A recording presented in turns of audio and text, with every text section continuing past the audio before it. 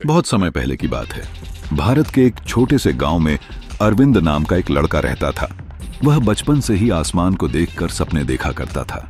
जब भी कोई हवाई जहाज उसके गांव के ऊपर से उड़ता, वह आंखें बड़ी करके उसे निहारता और मन ही मन सोचता, काश मैं भी एक दिन ऐसा उड़ता हुआ लोहे का पंछी बना पाऊं। लेकिन समस्या ये थी कि उसके घर की आर्थिक स्थिति बहुत खराब थी। पिता किसान थे और माँ घर संभालती थीं।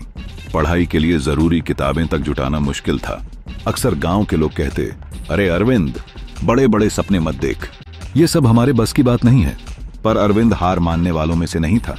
वह कहता, अगर सपने छोटे हों तो इंसान कभी बड़ा नहीं बन पाता। सपने हमेशा बड़े होने चाहिए। संघर्ष की शुरुआत।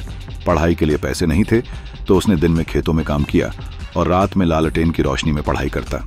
कई बार भूखा भी सोना पड़ता, पर उसने किताबों को कभी छोड़ा नहीं। गांव के लोग उसका मजाक उड़ाते, लोहे का पंछी बनाएगा ये तो बस बातें हैं। पर अरविंद सोचता, लोग क्या कहते हैं ये मायने नहीं रखता। मैं खुद अपने बारे में क्या सोचता हूं वही असली बात है। मेहनत और लगन। अरविंद ने विज्ञान और गणित को समझने में अपनी पूरी ताकत झोंक दी। वह छोटे छोटे खिलौने खोलकर उनमें से पंखा, मोटर और चक्के निकालकर प्रयोग करता। कई बार प्रयोग असफल हो जाते, पर वह हिम्मत नहीं हारता। धीरे धीरे उसकी लगन और मेहनत रंग लाने लगी। उसने छात्रवृत्ति, स्कॉलरशिप हासिल की और शहर जाकर इंजीनियरिंग की पढ़ाई करने लगा। सपनों को उड़ान। पढ़ाई के दौरान उसने दिन रात मेहनत की और कई नए प्रयोग किए।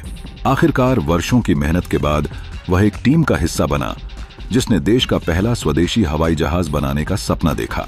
जब वह विमान आसमान में उड़ान भरता है तो गांव के लोग वही आसमान देखते हैं और कहते हैं, ये तो हमारा अरविंद है, जिसने बचपन में कहा था कि एक दिन लोहे का पंछी बनाएगा। और सचमुच उसने कर दिखाया। सीखा। इस कहानी से हमें यह सीख मिलती है कि सपने कभी छोटे मत देखो।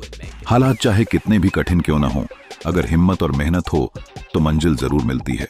लोग क्या कहते हैं उस पर ध्यान मत दो, अपने सपनों की आवाज सुनो।